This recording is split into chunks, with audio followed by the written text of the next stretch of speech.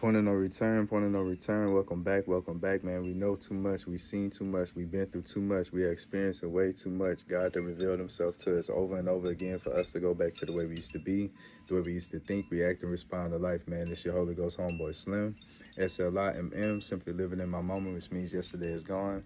Tomorrow's never promised, so all you have is right now, this moment, and I hope you fully living in yours because I'm fully living in mine, man. Just back with another quick word. Don't step on a cockroach, man. I know y'all thinking, Slim, man, you didn't fell and bumped your head again. Nah, man. I'm saying, like, the people that we see as insignificant or the people that are the worst of the worst, the people that have been subjective to be in these neighborhoods, to be in these situations where they don't want to be, but this is the product of generation after generation after generation of people that have been placed in this particular environment with this particular mentality, doing these particular behaviors, whatever it is. Like, sometimes people aren't who they are because they want to be. It's because they were put in a situation, and that situation created a chain reaction. And you'd be surprised, bro, like the beauty in people. Like I'm saying this, bro, because like I'm from the hood, bro. I went back to the hood. I go back to the hood. That's the only place I honestly feel safe. You feel me? Like, that's the God's honest truth. That's the only place I feel comfortable. That's the only place I feel like I don't have to look over my shoulder. I'm telling you, the worst places in whatever city, state you can think of, I done been there and rock with them all. The people that's forgotten about, the people that are deemed where they don't have no feelings, they don't have no wants, they don't have no needs, they don't have even the perception of the opportunity to be looked at as a normal human being or a citizen because of the way they treated. It's a difference between the medical care. It's a difference between the policemen and the healthcare workers. It's a difference between the school system. It's a disparity between the housing markets and what people are making in their annual incomes, like the safety of the neighborhoods and all these things that we supposed to be doing as normal citizens. At least you could be able to do is walk down the street of the neighborhood that you stay in peacefully, to be able to come in and out your house peacefully, no matter what time of day or night it is. And a lot of people aren't even afforded that peace.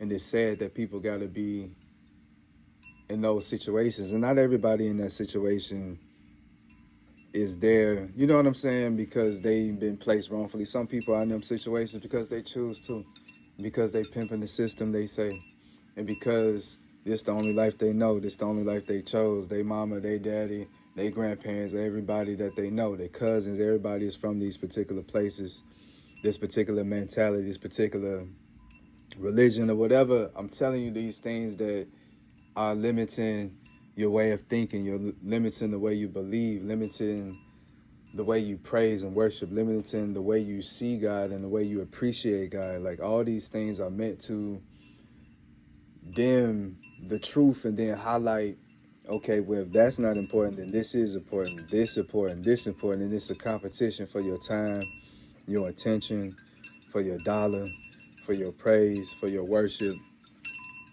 Everything that's taking you from your true purpose, from the true God that truly created you and gave you a reason and a season and a purpose and a meaning for your minutes and your time and your days here, bro. And I realized that there's so many gems left in these places, bro, because they didn't dealt with it all. They didn't seen it all. And when you didn't seen the worst of the worst, when you been through the unthinkable, when you didn't survive the unimaginable, your perspective is totally different. Because at what point do you know what to believe if these things has been allowed to happen? If you've been allowed to do these things and get away with it, and nothing is happening to you, and you can still live day to day, what would you think? What would you feel? So that's why when you come in contact with these people, places, and things that people want to crush, that people want to take advantage of, that people want to gentrify, that people want to use, you know what I'm saying, to get their sauce, to get their sound off of, to get their look off of, but you're not benefiting the natives of the land. You're not giving back to the people that's coming up with these ideas, with these inventions. They're not getting patents. All these inventors long ago that didn't have a name, that didn't have a say-so, that didn't have the law on their side, that didn't have the paperwork on their side. They never got credit for anything that they did. So God is allowing your gifts, your talents, your natural skills and abilities to not only be highlighted for you to be a prophet, to speak of God's existence and his activity in your life and the life of others, but to also profit, meaning to gain an income, streams and revenue in order to help and pour into your blessing so you can pour into others and give them a chance to be exactly who they are. But there's so many people that stifle. There's so many people that silent. There's so many people that scared to show their full personality because they got to be hard. They got to be tough. They got to be on their toes. They got to have a ice grill. They got to be a certain way, because if they don't, then they're not going to survive. If somebody think that they ratting, if somebody think that they less than, just somebody thinking that that could be the end of their life or start a war between brothers or cousins, you know what I'm saying? And it's because of money. They trying to find their way out.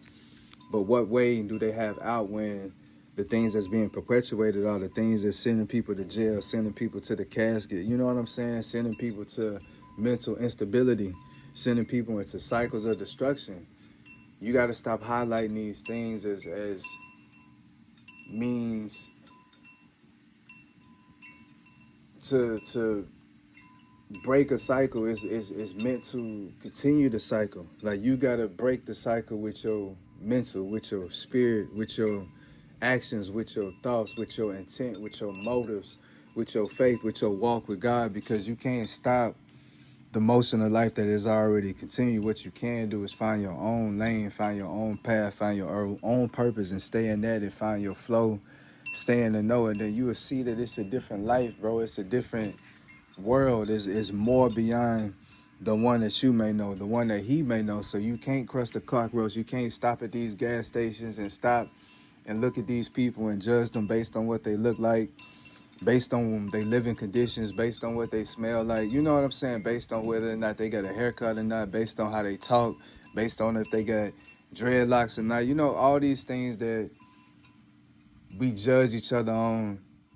We missing the similarities, we missing the message, we missing God, we missing the connection, we missing the time. And I'm not saying that everybody got your intentions is good, but we can't judge a book by its cover, bro, because somebody look at you the same way you look at them.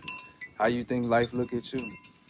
How you think the wealthy look at you? How you think the corrupted and the perverse and the people that got the higher ups that are evil and that they mean no good, how you think they look at you? The same way you look at them. So it's like, you can't judge them because we the same. Because guess what? If I say something about the next person, chances are I done worse. I done said worse. So how can I cast the first stone when I know that I've sinned? So I don't do that.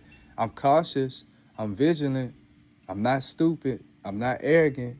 I don't go in with negative energy. I don't go in thinking I'm the man. I don't go in flashing knots. I don't go in, talking loud and being obnoxious and being disrespectful. I'm polite. I hold doors. I do everything I can to show them, look, man, I see you just like you should see me, as a brother, as a sister, as another father, as another husband. You know what I'm saying? Like, these things, like, we got to find the similarities in each other, and we find that connection because we connecting to things that's artificial. We connecting to things that's not even real. We connected to people that don't even love you. We connected to people that aren't even thinking about your best interest. You care about people that's doing better than you. You see what I'm saying? You got to stop listening to the world. You got to stop arguing with the world. You got to stop arguing with yourself. You got to stop going against what you know is you and what you know is true. Excuse me. It's a lot of people that got themselves forced in this fixed position because at some point they receive gratification. At some point they receive what they want for something that they was portraying or something that they was acting, but that's not who they are. That's not who they want to be. But now you stuck in this box because that's the only way you can live. That's the only way you can identify. That's the only way you can make money. That's the only way you can stay relevant. So they trap themselves in the box and they continue to sell themselves short, thinking that, no, this next time gonna be the last time. I ain't gonna do it no more. I ain't gonna say it no more. Bro, only way things can never happen if it doesn't happen. That's the only way things can never happen, bro. If it's never introduced. But when things are introduced to your life and you're able to survive and get past certain moments and certain times and certain spaces in your life, don't forget about where you come from. Don't look down on other people knowing that that's where you come from, that that's where you had to escape. You got to give game. My wife taught me, bro, like even people that she may not agree with, she might not like their lifestyle, she may even oppose them. If at any time she can give them a gem or give them game or give them a touch of God or just advice, and she do it in an elegant way, in a gentle touch, she do that. I had to understand it, because it's like I don't like talking to people I don't like. That's a fact. But at the same time, I don't like people to fail. I don't like people to not succeed. I don't like people to not have peace and not be happy. I know how to say a good word, even if it's not to them, even to myself. Like, I don't got to hate them eternally. I don't got to think bad things eternally. I can pray for them. I can forgive them. I can move on. I can let things go.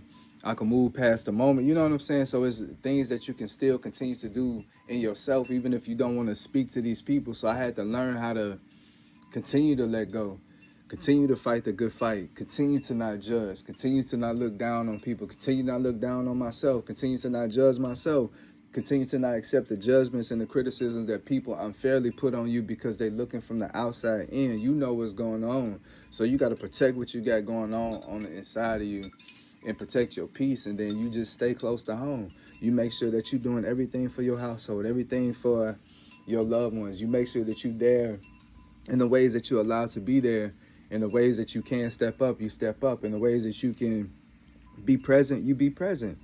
You do exactly what you can do, and God is going to bless all your efforts. He sees, he hears, he knows, and just keep going.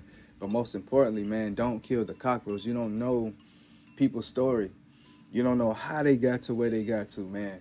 So the best we can do is just pray for one another and accept one another. And if we can, introduce God, introduce Christ, introduce the Holy Spirit. And if you can't do that, just pray for them. If you can't do that, just do a sign of a cross. If you can't do that, just in spirit, just in thought, just keep them in mind and just be like, man, like, I hope they okay.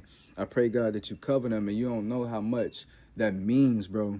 In the real life and in the thick of things, bro. When you go to God in spirit and you truly mean what you say, that's what creates the miracles. That's the faith that moves mountains. So I want y'all to just work on, just continue to not criticize nor critique. Just accept people, places, and things as they are, and you'll see that it gets easier to accept yourself and the way that God has made you, uniquely, beautifully made, man. Please don't kill the cockroach. Till next time, Slim.